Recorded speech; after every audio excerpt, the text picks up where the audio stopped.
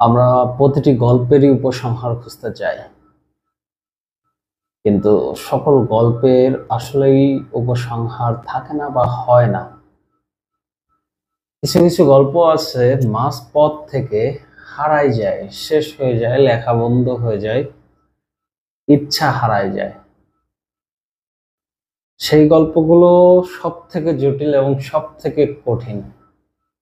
যে গল্পগুলোর উপসংহার আছে বা উপসংহার পাওয়া যায়, উপসংহারে যে গল্পটা শেষ হয় সেটা অনেকটা সহজ,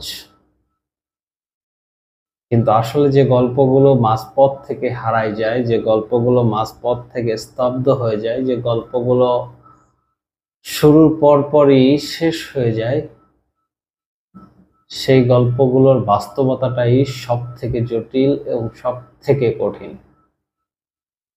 এটা সত্য এবং চিরন্তন সত্য।